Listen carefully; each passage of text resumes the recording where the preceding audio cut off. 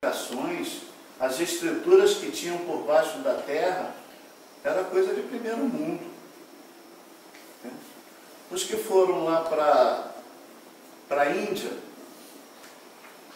eram mais habilidosos na capacidade de meditação, relaxamento e concentração, visando uma qualidade de vida melhor. Consequentemente, mais calmos, mais serenos, mais leves, mais descontraídos. O grupo que foi para a Europa era para provocar a civilidade lá. O grupo que foi para a Europa estava se dando muito bem. Eles viviam numa comunidade de igual para igual, mesmo porque todos eles sentiam que estavam no estrangeiro. Por quê? Por que, Luiz? Porque eles se sentiam um pintinho fora do ninho, um peixe fora d'água. Porque eles tinham no perispírito deles, eles tinham no perispírito deles registrado toda uma vivência no mundo superior. Quando reencarnamos, vem o esquecimento, mas ele não é total. É muito comum você ter lapsos. E eles tinham esses lapsos. A lembrança. E isso deixava eles incontentes. Eu não sou daquilo. Né? Mas o desafio era esse. Mesmo se sentindo incomodado, peixe fora d'água, cumpram a missão que vocês voltam para a água, voltam para o lar de vocês. Estava tudo dando bem lá com os arianos. Aí tiveram a ideia de inventar a propriedade, criar a propriedade. Bom, até aí tudo bem. Dividiram lá, você fica com isso, Luiz fica com isso, Zé Antônio fica com isso. Aí o Zé Antônio olhou e falou assim, todo mundo está no mesmo patamar, porque todo mundo tem uma propriedade igual, em quantidade, em tamanho. E se eu tiver mais uma? Eu vou ser diferenciado no grupo, na sociedade. Eu pego o Luiz desprevenido, taco-lhe uma barra de madeira na cabeça dele, ele morre, eu enterro ele por lá e assumo a propriedade dele. Eu tinha seguido. Agora o Zé Antônio já tem duas, mas aquele germezinho da ganância, se eu tiver três, vai ser melhor. E assim foi, adquirindo pela força de meios escusos, e aquela harmonia que existia no primeiro momento, eles estavam ensinando cidadania, bons modos, higiene, sanitarismo, higiene com corpo, com alimento. Foi tudo por água abaixo, porque criou uma animosidade, criou uma guerra, um conflito. Aí já era o mais forte, engolindo o mais fraco. Faliram. Roma, quando viu aquilo tudo que fez, falou, nós somos os melhores do mundo. E o mundo vai estar aos nossos pés. Ora, o mundo ia, as outras civilizações que existiam, os outros grupos, os outros povos, iam entregar de mão beijada as suas terras? Não. Qual era o único modo? Violência, guerra. E saiu dominando. Parece um país que nós temos hoje atual, né, na América do Norte. Não parece? Se mete em tudo que é país, né, quando interessa alguma riqueza, alguma coisa. É porque a maioria dos que viviam naquela época em Roma reencarnaram nos Estados Unidos pela mais uma chance. A função dos Estados Unidos era ser mesmo um polo central do mundo, mas não intervindo ilicitamente, arrogantemente na vida de outros países e tomando riqueza de outros países e para isso matando, fazendo genocídio. Recaíram mais uma vez. A Grécia, o indivíduo falou, né, quando ele falou, eu penso, logo existo. Esses que não pensam não existem. Eu sou superior a eles. E começou a subir a ponta. Se perderam também. Chegou um ponto que Atenas e Esparta, do mesmo povo, começaram a se engalfinhar. Qual foi o extermínio da Grécia? A guerra contra Atenas e Esparta, dizimando-se entre eles. A gente começa a ver os hindus, com toda a sabedoria, meditação, os camaradas começaram a pensar o seguinte: quem foi que implantou isso aqui? Fomos nós. O povo que estava aqui, esse restante, um grupo, que eram encarnados os capelinos. Essa galera toda que faria isso? Não. Então nós somos superiores a eles. E aí? A gente precisa mostrar para eles que somos superiores. Como é que nós vamos fazer? Vamos fatiar a sociedade. Vamos criar as castas. O camarada que está de baixo, na camada de baixo, é proibido de se dirigir ao que está na casta superior. Onde quer que seja, na rua, não pode abordar. Não pode sequer, vai aqui na calçada, se ele vê um da casta nobre, ele tem que mudar.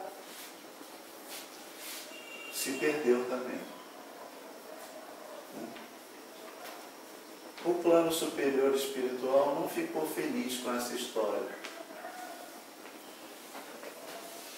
Manda Moisés, um espírito nobre, sábio e forte. E teve um trabalho enorme. O maior trabalho dele não foi libertar o povo e levar para o deserto, foi reeducar o povo. Porque o povo dele já tinha adquirido, assimilado, uma série de coisas levianas, imorais, sem nexo, dos povos onde viviam, o Egito e outros vizinhos. Moisés é auxiliado pelo alto e cria uma regra de conduta extremamente radical e punitiva, porque precisava. Não adiantava ir com pedagogias, com didática nobre, que não ia conseguir nada.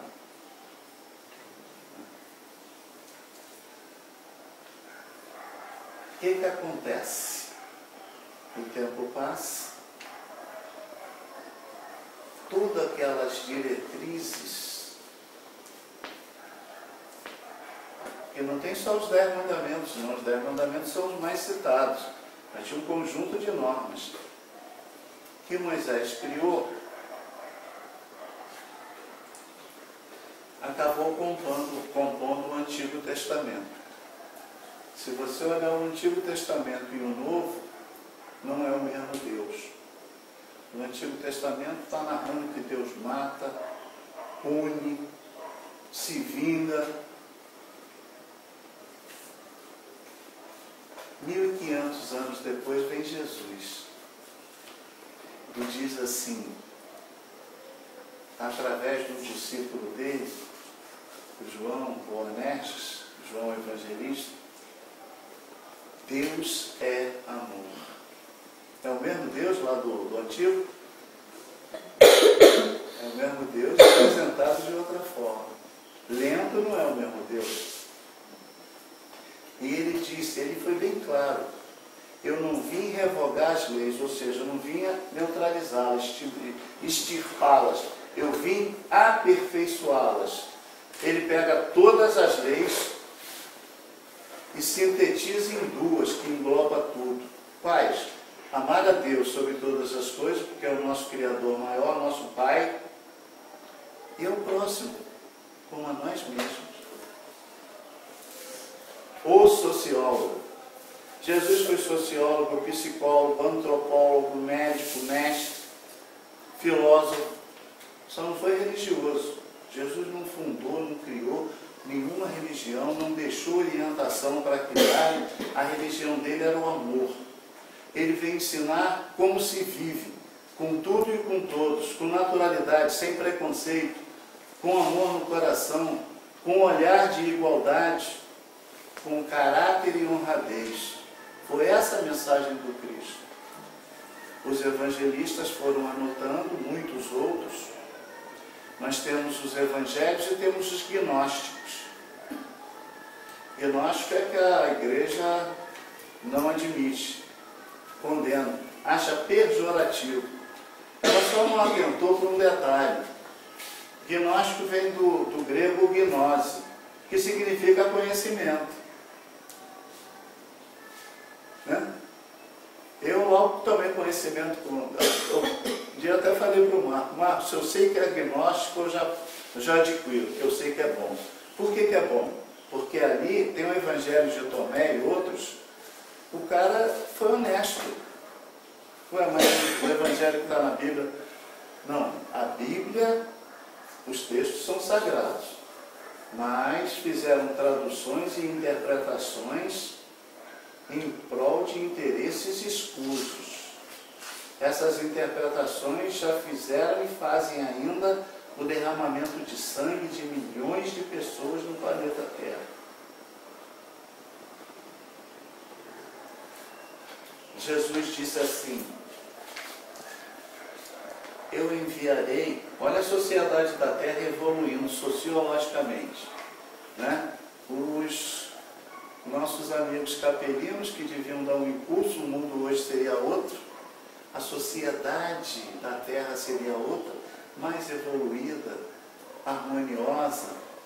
Ia ter pessoas complicadas? Ia, porque ia ter provas e expiações, mas até a qualidade das provas e expiações seriam diferenciadas, porque não é porque alguém tem que expiar ou passar por uma prova que tem que ser da pior espécie, não. No próprio Evangelho está dizendo isso. Em ditado popular, não se pisa num animal que já está ferido. Porque o Evangelho pergunta se devemos querer pôr fim a uma dor, orar pelo inimigo, salvar o inimigo. São questionamentos. São questionamentos. Né? Aí Jesus disse: eu não disse tudo. Enviarei o Consolador prometido, que dirá o que eu não disse. E aí um perto dele falou: mas por que o senhor não diz? Porque se eu disser, muitos não vão aceitar, outros não vão ouvir, outros vão ouvir e vão esquecer. O Consolador falará desses mesmos ensinamentos de forma mais abrangente e profunda, porque a população da Terra já será outra. E aí vem a doutrina espírita cristã pelas mãos do Allan Kardec. Eu conversando com uma pessoa muito querida minha, ela estava dizendo: olha a responsabilidade desses que lá na frente, lá atrás, deveriam ter cumprido um projeto reencarnatório, e se eles tivessem cumprido, como seria a Terra hoje? Nós teríamos países mais ricos que o outro. Isso é da lei natural. Reencarna espíritos mais inteligentes, com mais habilidade, um para a tecnologia, outro para o comércio, outro para a política, existiria sim nações mais ricas que a outra, mas não existiria nações miseráveis, onde o necessário básico não existe. Ela falou: imagina a situação desses indivíduos. Aí quando ela falou isso, eu falei: agora então, em contrapartida, vamos imaginar a situação de Kardec.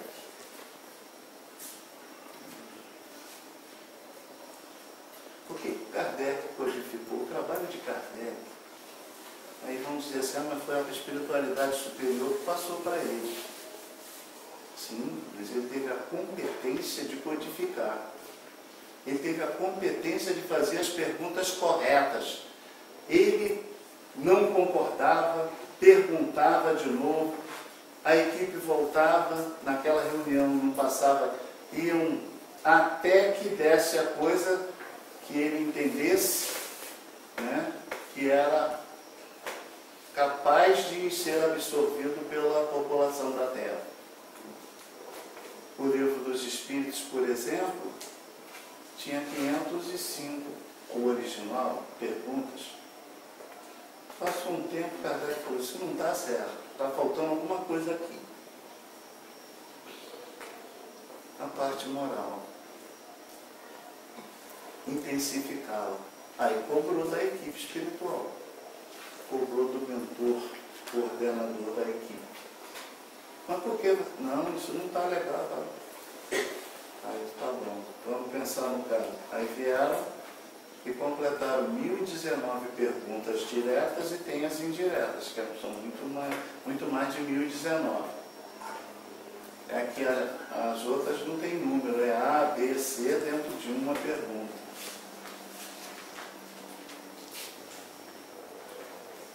Eu estava comentando também com o Marcos, falei, Marcos, eu me recuso a acreditar que a espiritualidade superior tenha negligenciado. Eu prefiro acreditar que testaram Kardec. Vamos passar isso e vamos ver se ele desperta. Ele não mordeu a isca. Porque ele era o cara preparado. Uma pessoa simples, culta, com policultura, uma visão holística, escrevia livros infantis, de pedagogia infantil, escrevia com a mesma naturalidade tratado de anatomia, fisiologia, astrofísica, filosofia, tradutor. Esse indivíduo teve a capacidade moral e amorosa de fazer com que a humanidade conhecesse, a partir dali, ferramentas capazes de neutralizar todos os erros que aconteceram até ali, os equívocos. Desde os capelinos, os que receberam de Moisés a instrução, que não demorou muito, começaram a se insubordinar, diante de tantas evidências que a Gênese explica, a doutrina espírita, o livro dos médiuns espírita explica. Os camaradas também fracassaram. Vem Jesus e divide a terra em duas eras, antes de Cristo e depois de Cristo. Ele podia fazer tudo? Podia, mas ele sabia que ali seria semear sementes no asfalto. E ele, bom, vamos deixar a sociedade evoluir em compreensão, em cultura, e vamos escolher alguém para passarmos esse ensinamento. Porque se passasse direto, sem a intermediação do pedagogo e do filósofo Allan Kardec, com certeza nós não estaríamos bebendo nessa fonte límpida e cristalina que é a doutrina espírita cristã, porque não entenderíamos. Os espíritos que passaram as mensagens são espíritos de uma elevação quanto mais, de um status quo moral e espiritual. A linguagem deles, por 2 meses eu experimentei isso, bem longe, milhões de anos-luz do Kardec, quando me convocaram para um trabalho em que o dirigente da casa, que a gente pensa, a irmã Maria da Luz, ela é a mentora, mas ela é a única? Não. Tem dirigentes desse ponto de luz em vários níveis do universo. Tem dirigentes desse ponto de luz que a gente não pode imaginar a distância entre nós e eles. É inimaginável por nós. E aí eu tinha que ser o escriturário da reunião E tinha espíritos que tinham dificuldade de arrumar uma palavra para eu entender. Ou para os outros também. E graças a Deus, né, eu fui ajudado, que eu captava isso. Obrigado, o Espírito agradecia. E eu ia, aí eu entendi que se Kardec não fosse quem ele é, se ele não devotasse amor, disciplina, empenho e o bem-querer da humanidade, ele foi um divisor de águas. A doutrina espírita, vamos dizer assim, ela foi criada para dar um pomar daqui na China.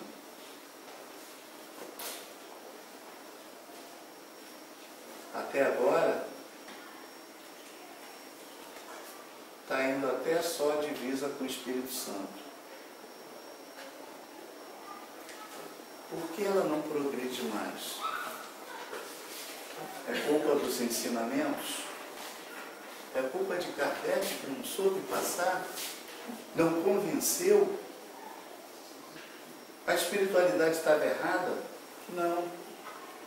O problema está nos adeptos. Nós, quantas das vezes nós queremos que a doutrina seja adaptada aos nossos gostos, às nossas crenças, aos nossos hábitos, usos e costumes? Quantas das vezes a gente quer que uma casa espírita se amolde a nós? Pelo amor de Deus, se o centro espírita é um lar, uma escola e um hospital, quando o aluno entra na escola, é a escola que tem que se adaptar a ele ou ele que se adapta à escola? Qual é a finalidade de entrar? É justamente provocar uma reforma. Se fosse para continuar do jeito que estava, não precisava entrar na doutrina, não precisava agregar-se a uma casa espírita, a um ponto de luz. O aluno que não quer estudar, não quer se submeter a provas, testes, monografias, trabalhos, que não vá para a escola. Agora imagine se a escola, que escola poderia adaptar-se a cada um aluno, já que cada um é diferente? Nós somos ingratos com Kardec, com a doutrina espírita, com o plano superior espiritual, com o Mestre Jesus, que representa Deus. Ele é um cidadão do mundo porque ele soube honrar a confiança que depositaram nele. Ele se preparou, se adaptou, fez minuciosamente. Muita gente olha ali na contracapa do livro e vê que tem diferença de 2 anos, 3, até 4 de um para o outro. O Kardec estava descansando porque ninguém é de ferro. Que nada. No intervalo entre um livro e outro, ele editou as revistas, a Revista Espírita, que é uma fonte de sabedoria inesgotável. Não era rico, não morreu rico. Em algumas necessidades ele passou por elas. Mas foi digno. Foi honrado. Como não ser grato a Kardec se a doutrina espírita modificou minha vida? Mas a doutrina não é de Kardec, é de Jesus e dos Espíritos. O pessoal sempre gosta de complicar as coisas. Gente, quem representa Deus para nós? Jesus.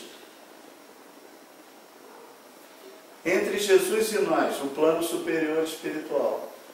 Quem passou para Kardec? O plano superior espiritual. Quando eu falo Kardec, automaticamente, simultaneamente, eu estou falando plano superior espiritual. Jesus. Deus. Tem uma figura de linguagem na língua portuguesa, na gramática, chamada metonímia. Você usa o nome de uma coisa para representar outra. Pessoal aí da antiga que gostava de fumar charuto, fazendeiros, ricos, banqueiros, né? Não, me manda manda aí, ligava lá com aquele telefone de rodar para charutaria, mas eu só quero Havana, eu só fumo Havana. Ué, o cara fuma Havana, capital? Não, ele fuma um charuto que chama Havana, que representa a capital de Cuba. Então ele usa o nome Havana para se referir ao charuto. Quando a gente fala Kardec, a gente está falando do plano superior espiritual, Jesus, está falando Deus, porque Ele representa todos esses poderes. Ele nos passou uma doutrina, um ensinamento, uma filosofia alicerçada na ciência. Ela não admite nada que a ciência não comprove, por isso ela também é científica. Uma filosofia científica com consequências religiosas. Ué, não é religião? Não. Propriamente dito, não. Kardec não fundou para tal. Até essa sabedoria ele teve. Ele usou de uma experiência que Paulo não usou. Lutero era Paulo, reencarnado. Mas como o temperamento do Paulo era um pouco apimentado, o do Lutero também era. Apesar de tantos anos depois que ele ficar aquele tempo todo na espiritualidade. Quando a igreja começou a pressioná-lo, criticá-lo, né, ele revidava no mesmo tom, um tom maior ainda. Ele foi criando a ira da igreja. Se ele não fosse retirado por um casal de rei e rainha e levado para um castelo isolado, ele não teria traduzido a Bíblia. A intenção das melhores. Ele tinha a intenção de Kardec. Ele falou, como é que pode? Ele era membro da igreja. Como é que a gente vai passar os ensinamentos de Cristo, de Deus, se a única fonte de consulta é a Bíblia, e a Bíblia está em outro idioma? Aí, mas você vai na missa, que o padre fazia a missa em latim virado de costa para o público e de frente para o altar. Ele falou, como é que vai passar uma mensagem assim? Isso foi indignando ele. Mas se ele desse uma segurada no temperamento, a reforma teria êxito, porque também se perdeu logo.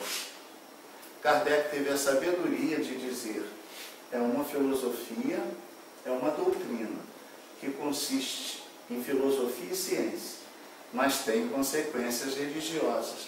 Como? O que é o carro-chefe da doutrina do ponto de vista filosófico?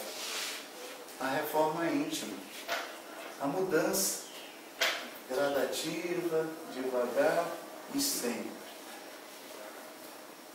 Quais são os dois mandamentos da doutrina? Espíritas, amai-vos, é o primeiro. Segundo, instruí-vos. Um indivíduo que ama o próximo e estuda para se instruir,